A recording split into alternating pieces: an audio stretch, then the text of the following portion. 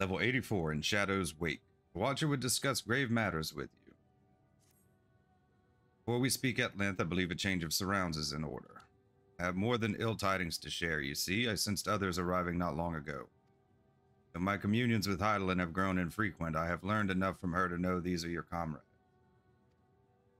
As luck would have it, they have already reached my abode. Come, let us join them.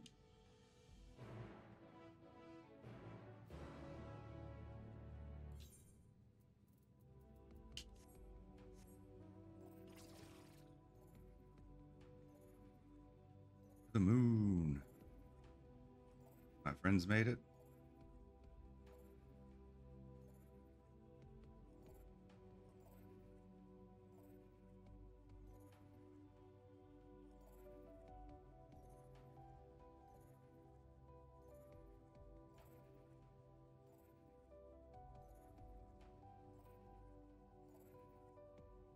May have been quicker just to teleport.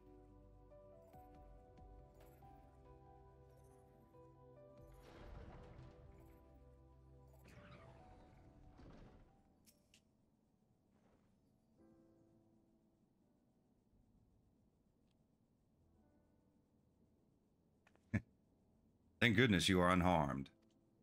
We did what we could to subdue the Tempered before making our way here. Not without casualties, unfortunately. Some few detonated explosives, killing themselves and others. The contingent's healers had their hands full tending to the injured and enthralled when we took our leave. Lest you wonder, Mistress Cryle hath also been delivered unto their care. Serving as a conduit for Heidelin's power hath taken its toll, but she will recover in due course. As for Alphinaud and Alizé, they insisted on remaining in Garlemald while we three rushed to your aid. It appears, however, that matters here have already come to a conclusion.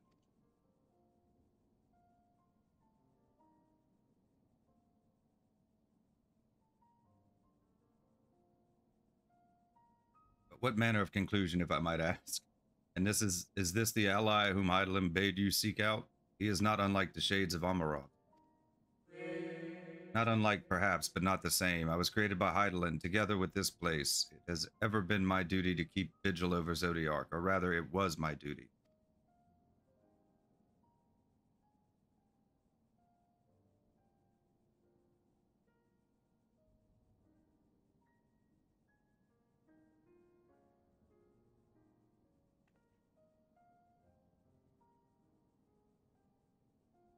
And Zodiark is no more?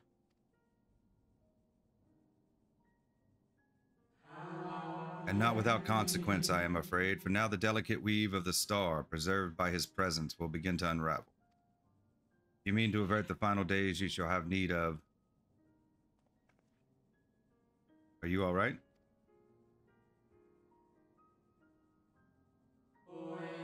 My attempts to forestall Zodiark's release have all but exhausted my strength. You might allow me to rest a short while. I will share with you all I can. Please do. You need not exert yourself on our account. These crystals contain records of your time here, yes? May we peruse them while we wait? By all means, if you would review them chronologically, might I suggest beginning with those on the upper floor? I leave that to you while I see what can be gleaned from the crystals on these lower levels.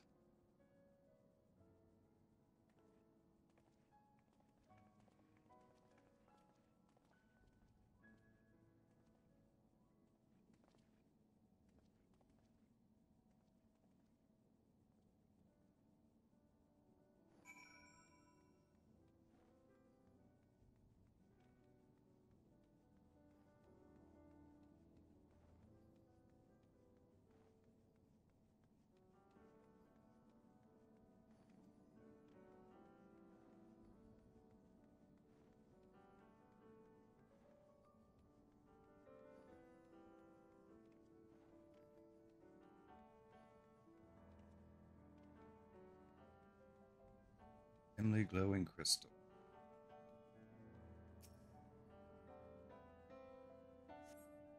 You gaze into the crystal, ancient knowledge of Zodiark flows through your mind. Daily summary, no abnormalities detected. Daily summary, no abnormalities detected. Daily summary, no abnormalities detected. These appear to be records of a long, lonely vigil on the moon dating back to the beginning of Zodiac's imprisonment.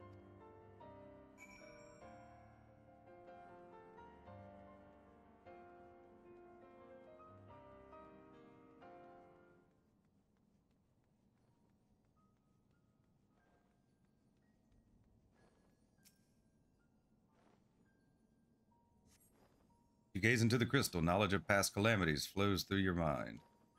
Records describe how, with each rejoining, Zodiac's thirst for freedom grew, as did the strain on the brands. Maintaining Zodiac's imprisonment appears to tax Heidelin greatly.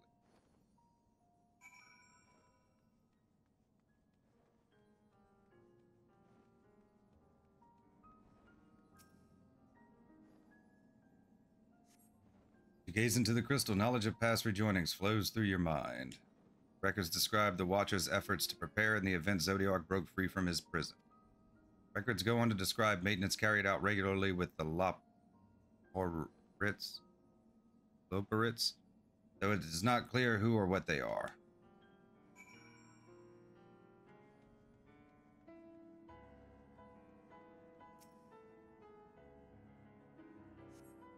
You gaze into the crystal, a record of an unexpected visitor flows through your mind. Records note the Watcher's musings when Elidibus is spotted on the moon, though clearly not for the first time. It is clear he and his brethren have a keen interest in freeing Zodiac from his prison, and yet they have made no attempt to destroy the brands. Perhaps they prefer he remain hidden from mortal eyes until the final rejoining. Perhaps they realize we would never dare bring him harm to Zodiac so long as he remains in prison.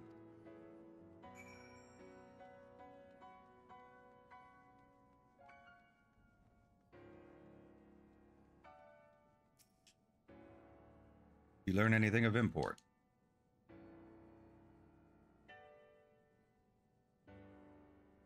So it is as we suspected. Maintaining the brands requires a great deal of her energy and focus, and this cost has grown higher with every rejoining. That would explain why contact with her has become rather infrequent since the 7th Umbral Calamity. I too made a rather startling discovery. This heavenly body we know to be the moon was in fact created by Heidelin. When the Watcher said he was created together with this place, I thought he only meant this facility. Truly, Heidelin's powers are far beyond anything I could have imagined. Are all the moons just prisons?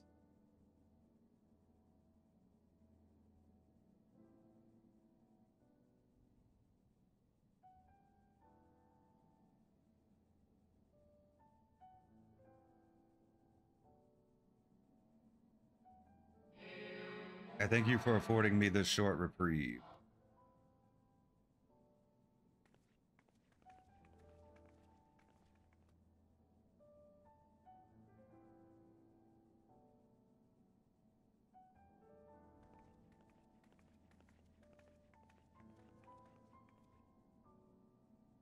It is we who should thank you. The records stored here are nothing short of extraordinary. There is much we could learn of Zodiac and his imprisonment, but perhaps you could offer us more focused guidance. Pray, tell us of the calamity that came before and comes now again.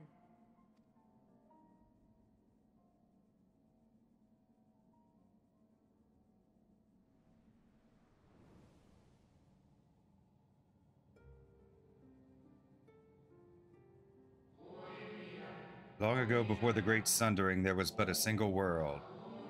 Theris.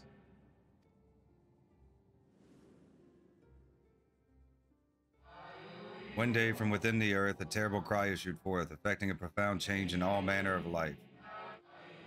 We were not exempt. Our creation magics ran rampant, giving shape and form to thoughts of hopelessness and despair.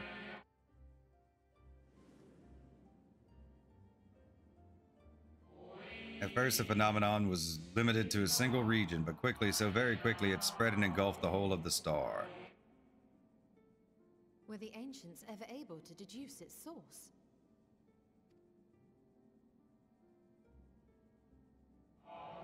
They would not. However, the convocation struck upon a method to predict where next the corruption would manifest.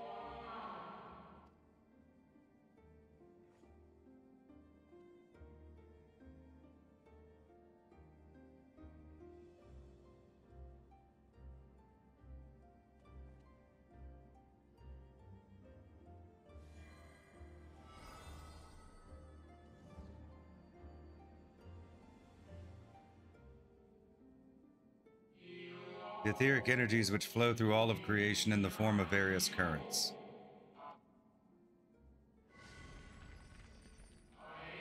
Currents which course through the land and seas. Those which flow through the very air.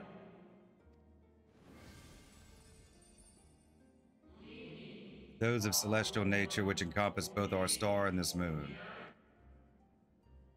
Celestial currents. I cannot say I am familiar with the concept. Nor would I expect you to be. Few scholars of our time knew of their existence.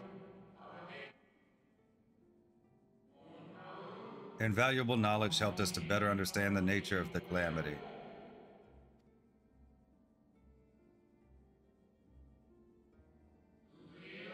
Like the terrestrial ones of earth and air, the celestial currents form a vast network, but the ethereal distribution is not consistent. The convocation soon realized that the inciting incidents occurred in regions where the flow was weakest. Correlation without clear cause, ultimately. Nevertheless, on closer study, a stagnancy of ether was observed in nearby currents. And so they sought a means to harness the forces of darkness, of activity and growth. Thus was Zodiac conceived. No less a power than a god's could set right the laws of nature and quicken the flow of ether within the star. Precisely, with the advent of Zodiac, our end was averted.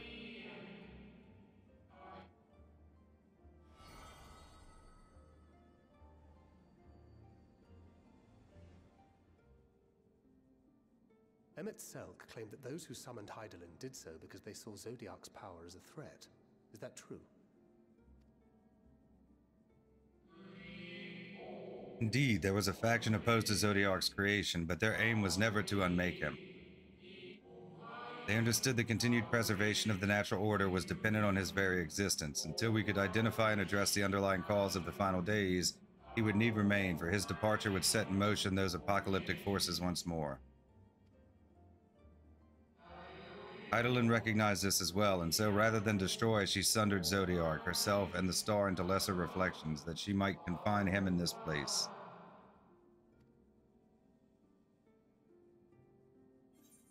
I could have sworn she beseeched me to banish the darkness, and what she told me in the ethereal sea was false.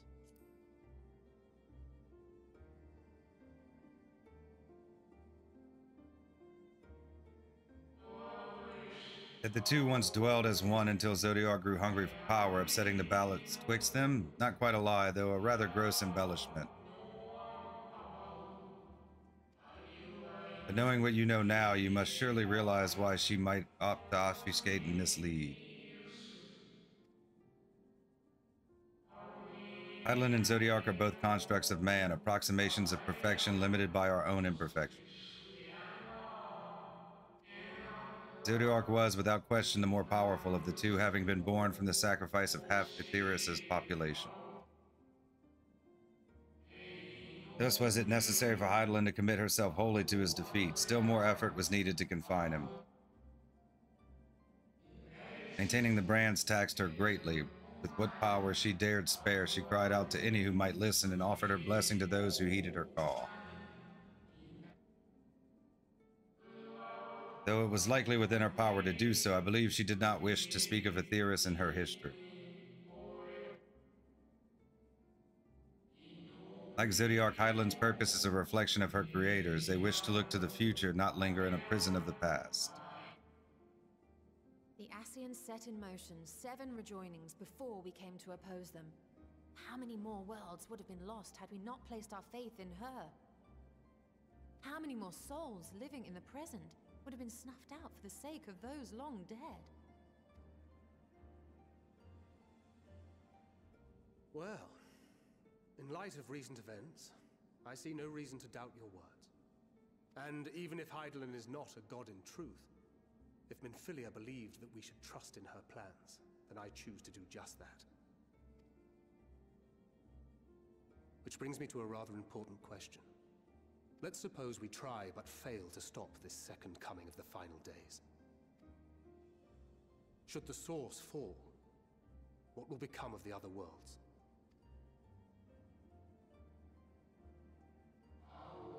The nomenclature is more fitting than you know.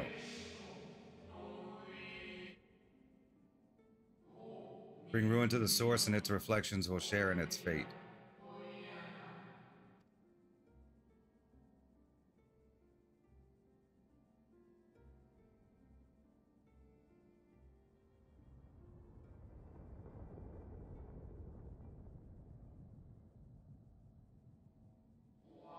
Ah, it is ready.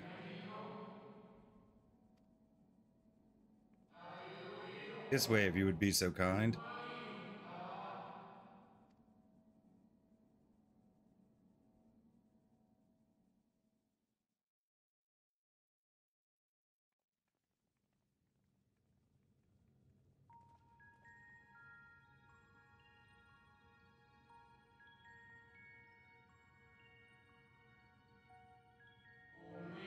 Beautiful sight, is it not?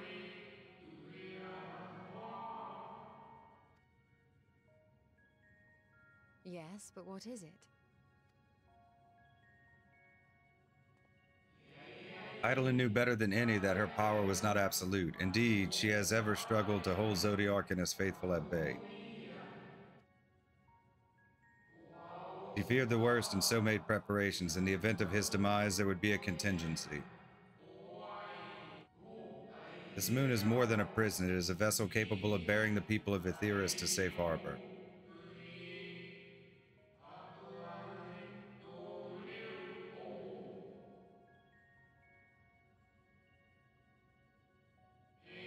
You need not go far to find its pilots. In fact, I should be happy to take you to them.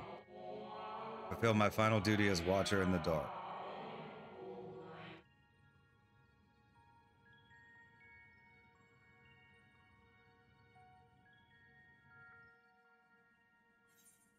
Level 84 in Shadow's Wake. Complete.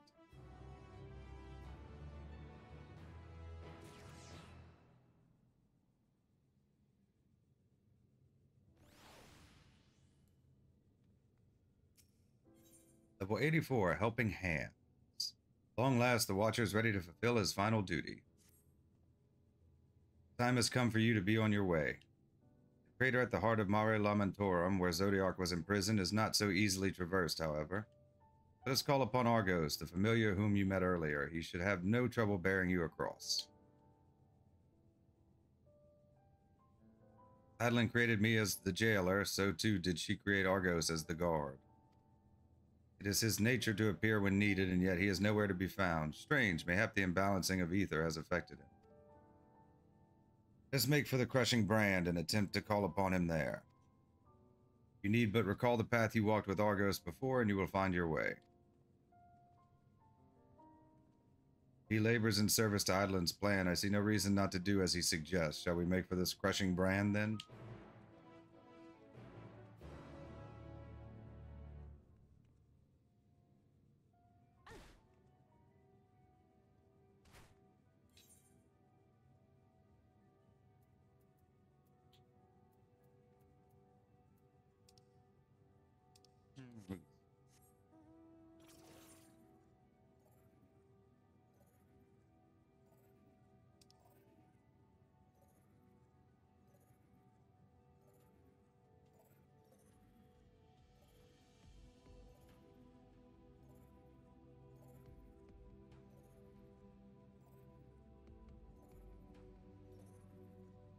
Crushing brand.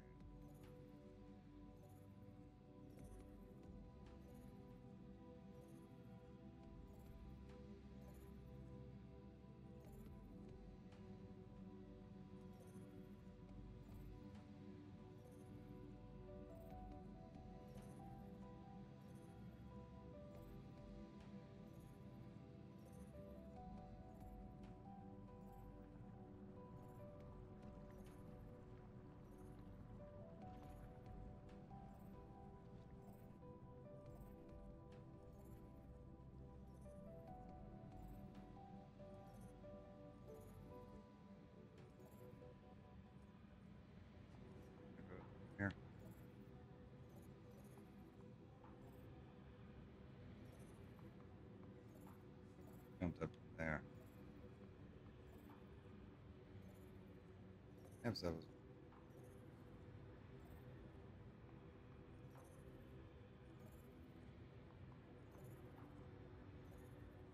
the moon.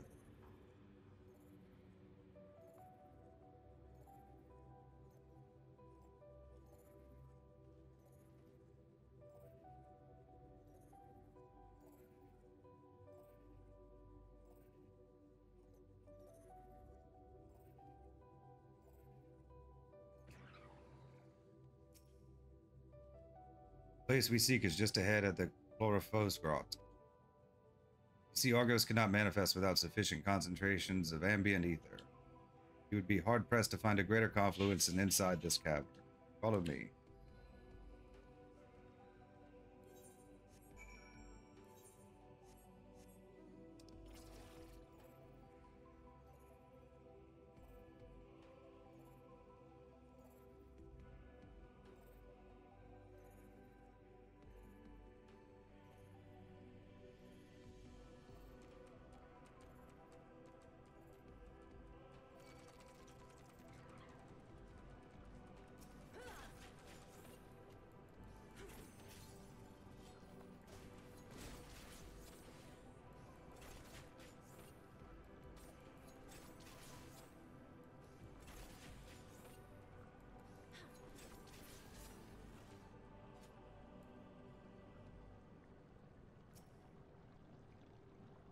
Yes, here will do nicely. Lunar spongi draw ether from the ground, which is then dispersed in the air. At present, however, the ambient energies are not quite sufficient for Argos to manifest. Might you be willing to spare some of your own to help the spongi out? Long, out along. Lunar spongi.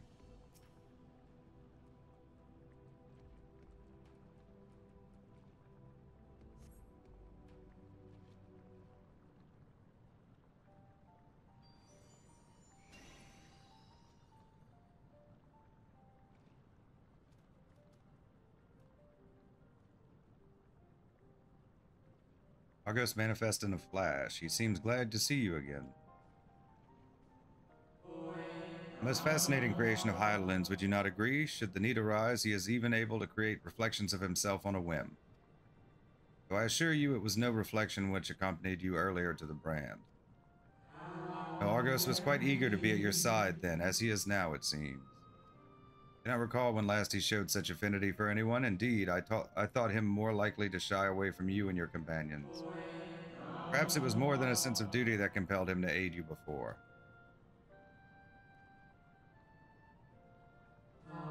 As for your companions,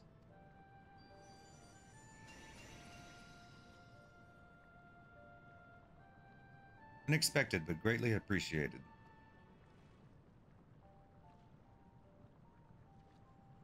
I believe we are all ready. And let us return outside that you may cross the chasm.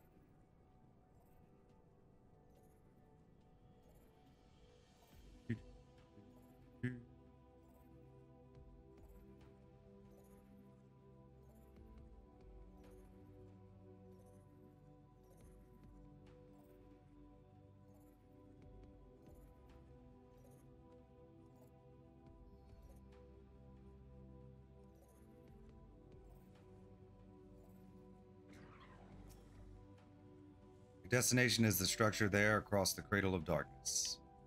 Climb onto Argo's back and he will take care of the rest. Once you arrive, it should not take long to find the ship's crew. The facility is designed to rouse them from their slumber in the event of Zodiark's destruction. Heed their counsel. Together you may guide the star and its people to a kinder fate. This is where we part ways, but know that I shall ever be watching and praying for your success. Our allies' assurances notwithstanding, we cannot be certain what awaits us on the other side, so perhaps it would be best if we did not all go at once. I propose the two of us cross first, while Thancred and Urianger wait here. Ride Argos across the chasm. Yes. Onward. Malefic ether yet permeates from the crater, remnants of Zodiac, most like.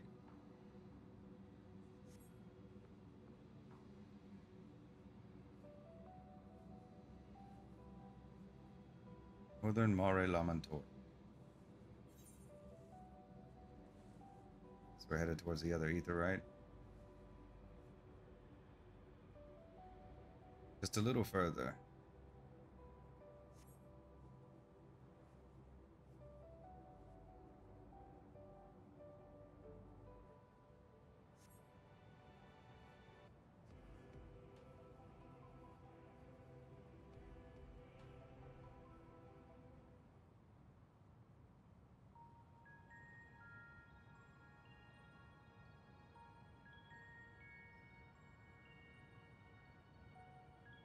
This structure is enormous, though that is hardly surprising given the size of the average Omarotan.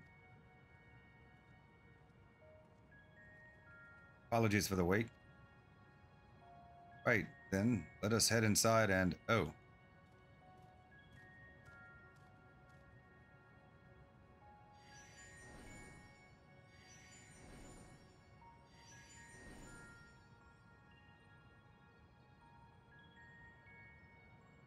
Most intriguing, a means by which he conserveth energy, mayhap? Well, I certainly wouldn't want him to blink out of existence on our account, helpful as he's been. Thank you, Argos. We'll take things from here. Stay here where it's safe, alright?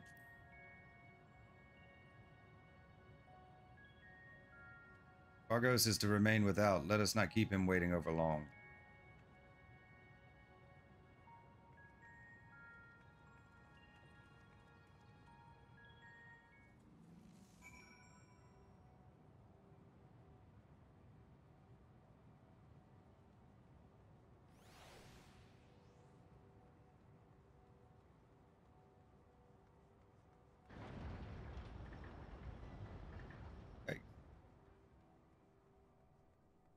Best ways burrow.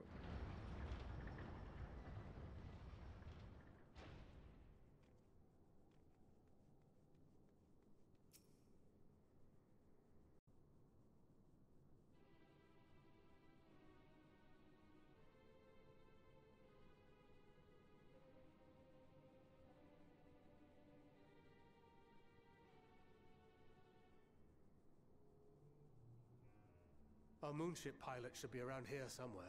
Is that right?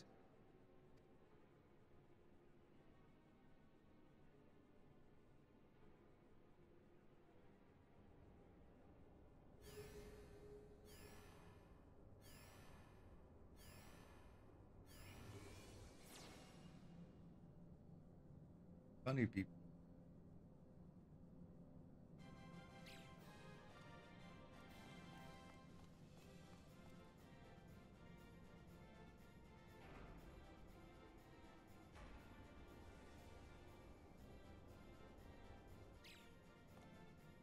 Maybe they're more like rats.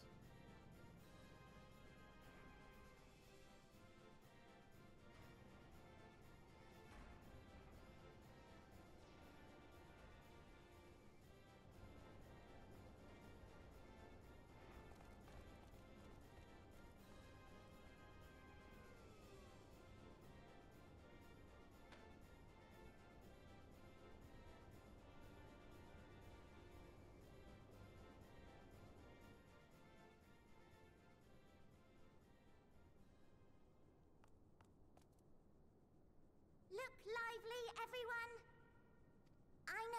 I know, this 1243rd inspection is a mite ahead of schedule, but it is of the utmost importance, for Zodiac, alas, is no more.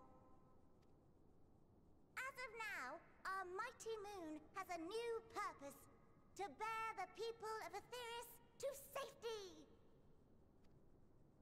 Our time has come, my friends!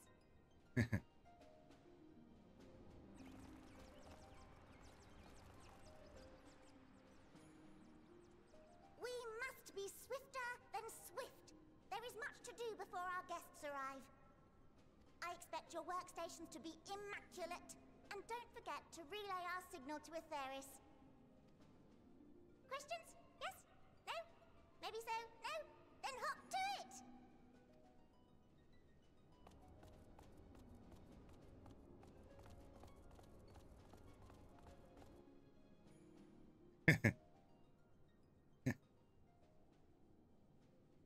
Tis a rather curious crew she hath chosen.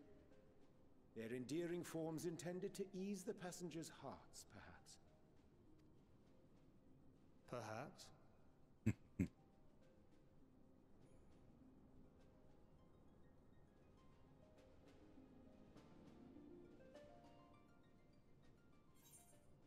Level 84, Helping Hands, complete.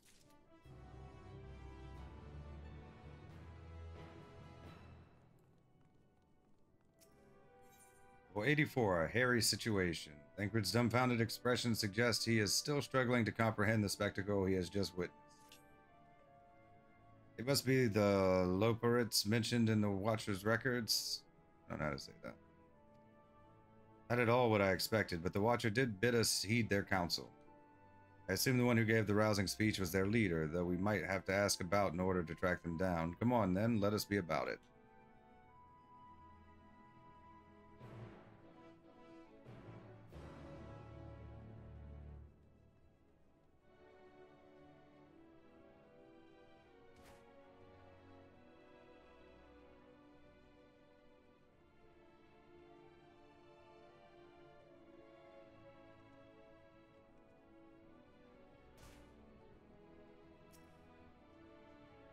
Hum, hum, hum.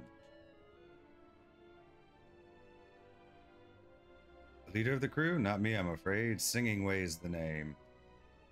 I'm in charge of the construction and maintenance of the atmospheric circulation system. Only the crispest, cleanest air for the people of Aetheris, and that's a promise.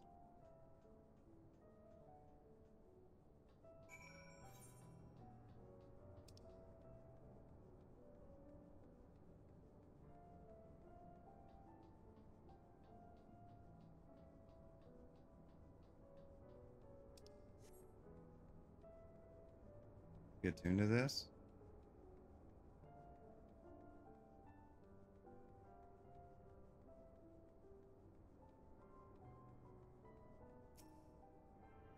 Yep.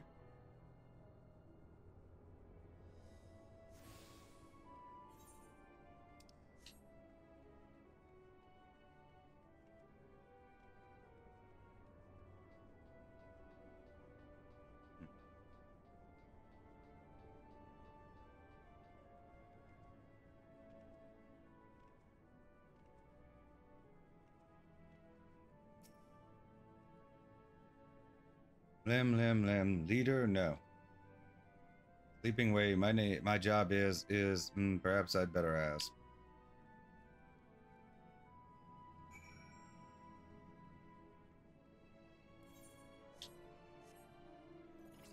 Slightly fast running.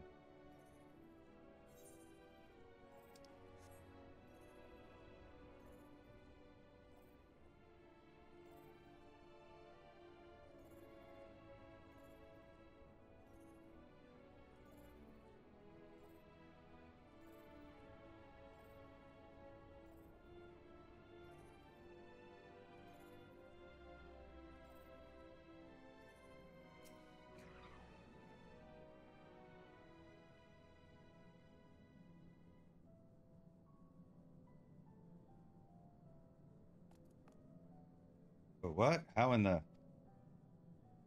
When did you get here? Who let you in? Why wasn't I told? Take me to your leader. Are you the ones giving the orders earlier? Hum. Take me to your leader.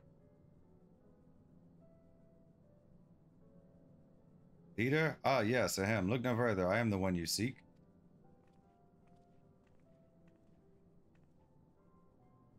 Well, looks like you beat us here. Your friends, I take it? Is this all of them?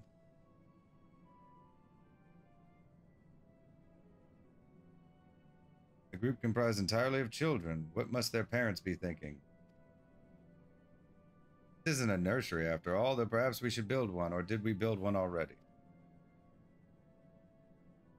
No matter, you needn't worry your pretty little heads. All will be well, I promise. But goodness me, we shouldn't be standing about gawping. I must take you to meet the others.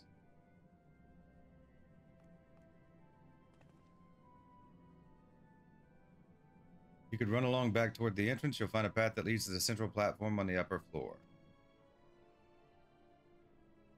There's no wrong way to reach it, but it's the large glowing ball at the center if you should find yourselves lost.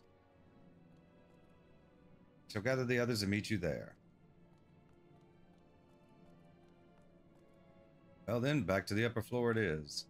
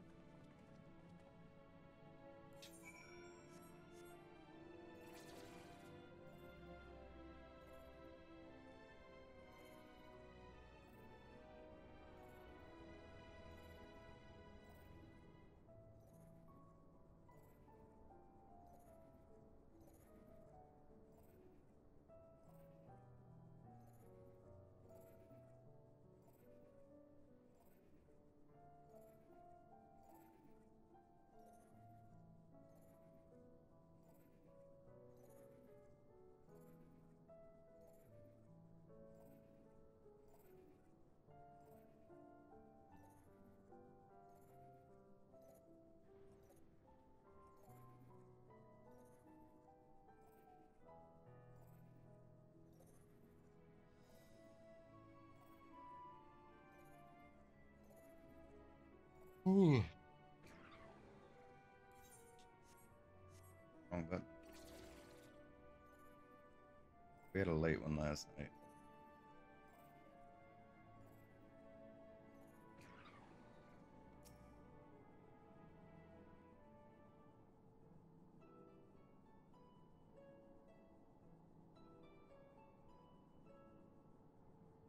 Right, of course.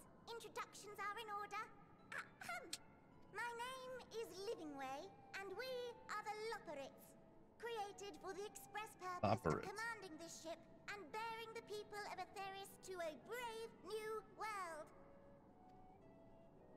More specifically, I am the one whom she charged with the execution of her most vital plans. You might say I'm her right paw. Livingway's the name. Map reader and navigator of the heavens.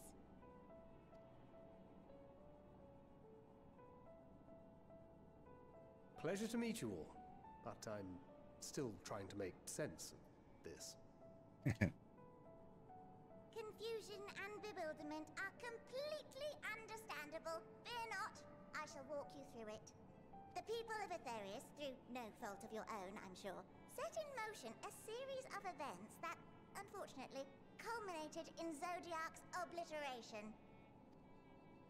Acutely aware of the imminent crisis, your parents sent you little ones on ahead while they began the necessary preparations.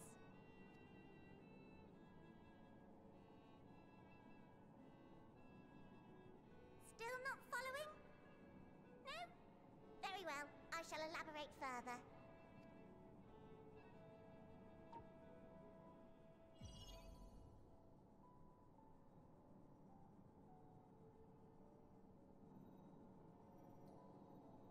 Here, we have Aetheris, your home, and the moon, where we are now. Without Zodiac around to keep things lively, so to speak, the celestial currents of the star have doubtless begun to degrade. A calamity of apocalyptic proportions will be visited upon Aetheris, bringing an end to all life. Very sad, that. Yeah, very sad. So too hath the Watcher claimed. By thine unperturbed countenance, I gather this eventuality was anticipated. The doom and gloom. Oh yes, quite expected. Imagine, if you will, that Aetheris is a delicious carrot that I've forgotten to eat and left out in the midday sun. The most earnest wishes or prayers will not stop it from rotting to the core. So sadly, there's nothing to be done but to abandon said carrot, Aetheris, in case the metaphor is lost on you, to its grisly fate. And this moon will serve as the vessel to deliver us to a new home. Just so! We will gather up as many people, supplies, and resources as our stores will hold. And then, once everyone is aboard, it's off to another star.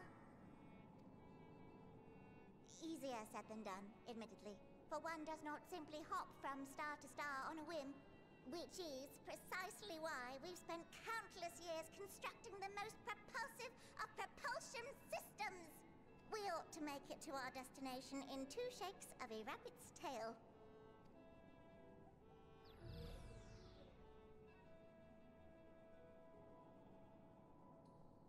Impressive technology.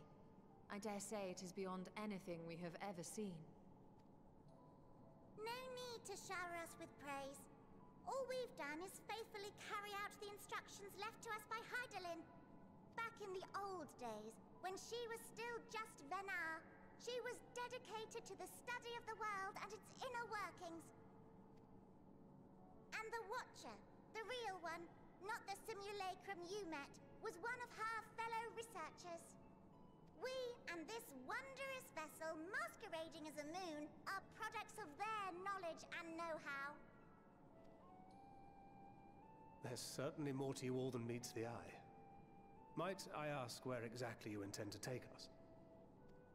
We identified a few promising candidates for resettlement some time ago, but we cannot guarantee that they are fit for habitation. Moreover, the ship can only travel in short bursts.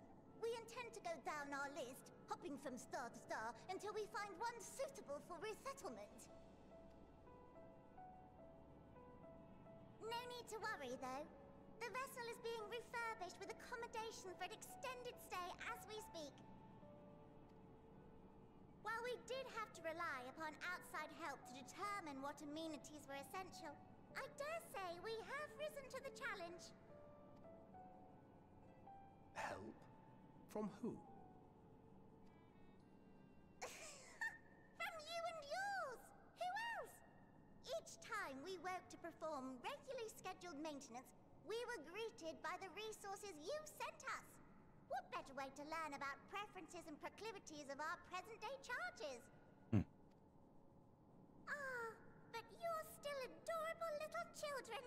Perhaps your elders were responsible for the deliveries. I'm not sure what led you to conclude otherwise, but I can assure you that we are all grown men and women. They called us kids when we were in Amarot, too, because we were so much smaller than the Spectres. And I very much doubt my elders know this place exists, much less how to send you so much as a starlight missive. What? Then who in blazes let you on my moon?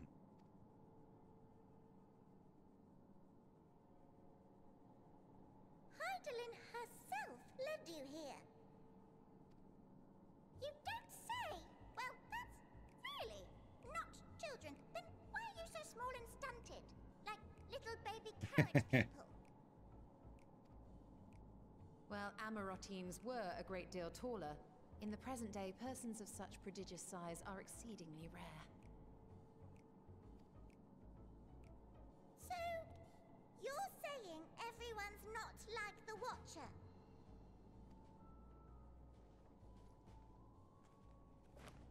Oh, confound it all! Someone could have at least scribbled a note about your profound miniaturization. That tome in thy possession. Oh, this? One of the first books sent to us. A compendium of the people of Aetheris, with a few blank pages at the back for minor corrections and updates as needed. The sum total of our knowledge of your kind is contained in these pages. I thought it was abridged and made small for our benefit, but this isn't a regular-sized book, is it? Missing a lot of information.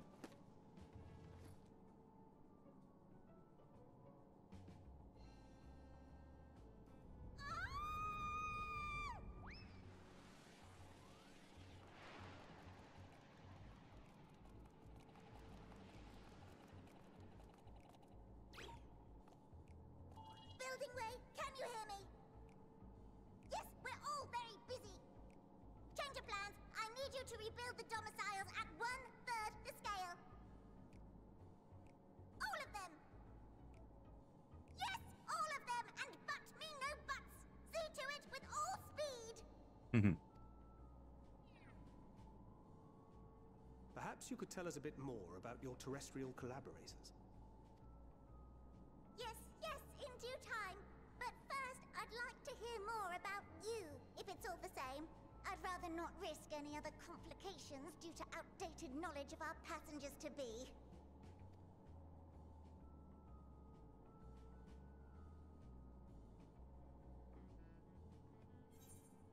Level 84, a hairy situation. Complete.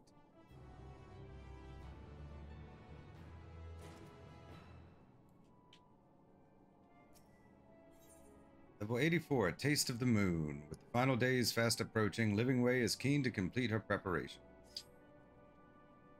Right then, now that you're here, we need you to teach us all you can about your people and quickly. Won't be long before the final days are upon us in all their terrible grandeur, so it is imperative that we be prepared to receive our passengers to be. If there's anything at all that may displease them, it must be addressed post-haste. And address it we shall. Here at Best Ways Borough, we have assembled everything required to offer our guests the best way forward. Ahem, we have produced myriad amenities we understand to be essential for day-to-day living, and I wish to hear your opinions on them. I'm sure you've all worked up an appetite, so why don't we start with foodstuffs? Meet me at the Caratorium, and we'll see about filling your bellies.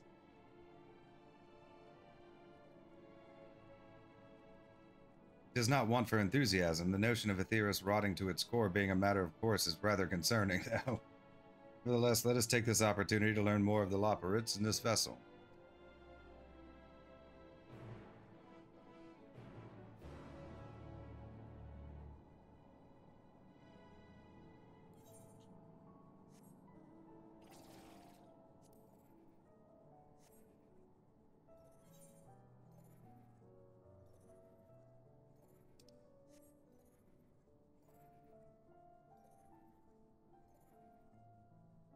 Go down.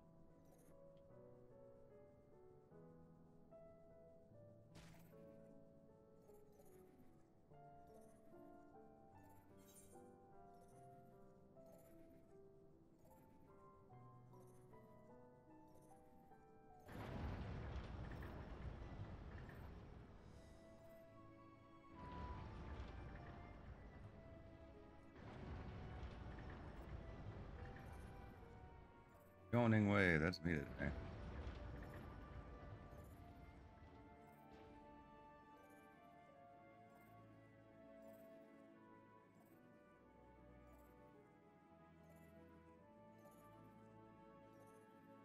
Monsters.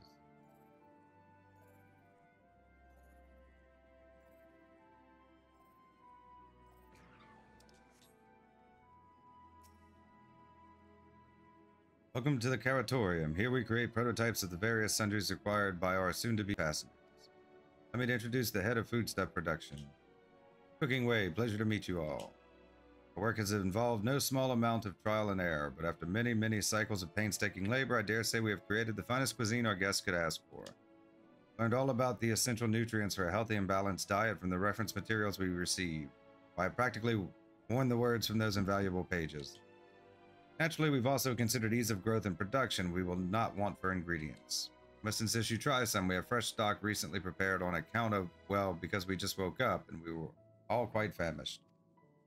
Hop along the platforms here and you'll find a storage unit full to bursting with delectable delights. Help yourself to anything you like.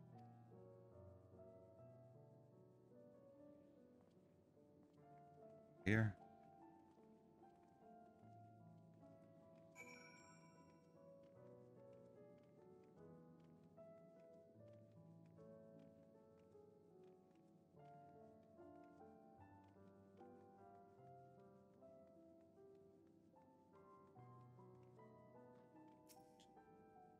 You open the storage unit and find a rainbow-colored assortment of carrots. The unassuming orange carrot, the peculiar-looking blue carrot, the vibrant yellow carrot, the ominous crimson carrot. Take a moment to reconsider. Start with the blue one. Blue variety is strangely supple to the touch and smells vaguely of mint. Its excessive length and girth only adds to the dubiousness of this so-called carrot. You certainly wish to eat this carrot.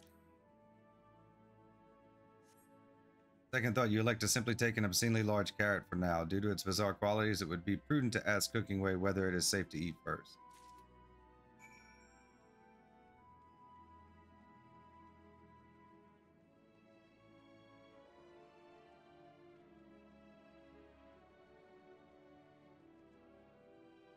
And carrots were originally a brown-blue color.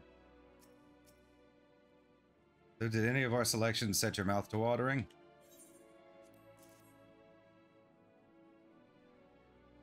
Ah, yes, a fine choice. One of my personal favorites, actually.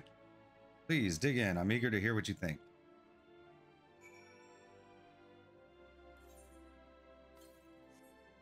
Great trepidation, you take a bite out of the carrot. You're taken by surprise when blue juices burst forth from the carrot and dribble down your chin. As you take your second bite, you can feel your mental faculties sharpening. Your mind opens to the universe, and for a brief moment, the mysteries of existence are simple, transformative truths. But the revelation is fleeting. When you at last finish the carrot, a sweet yet sour aftertaste lingers on your tongue, and the number 42 in your mind. Oh, Hitchhiker's reference.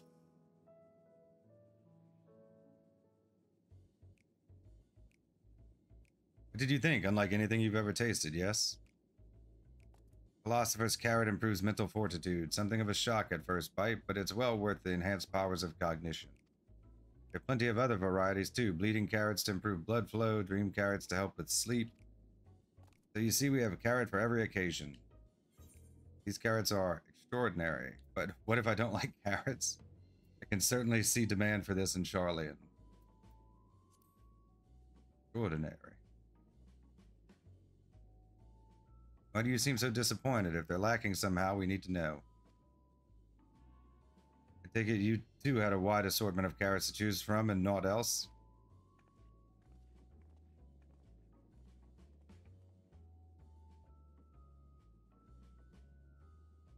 I may ask, what exactly did these collaborators share with you about cuisine on Aetheris? Surely you are aware we have an abundance of dishes and foods you could emulate. Of course we are, but well, it was only quite recently that we established contact. Even holding a conversation was a struggle at first, so imagine our surprise when they sent a mountain of books and documents with no clear instructions. The sheer amount of information was overwhelming. If it wasn't for that encyclopedia I found, we would have been at a loss where to begin. So we decided rather than divide our resources to prepare a variety of middling and potentially unsatisfying meals, it would be more efficient to devote our efforts to the production of a single perfect food. It's all well and good, but men cannot live on raw carrots alone. You considered cooking them. You mean steaming, boiling, roasting, and the like? I suppose we could prepare the carrots in other ways. But our primary concern was efficiency, and what's more efficient than sinking your teeth into a carrot fresh from production? Rather strange approach to take for one named Cooking Way, isn't it?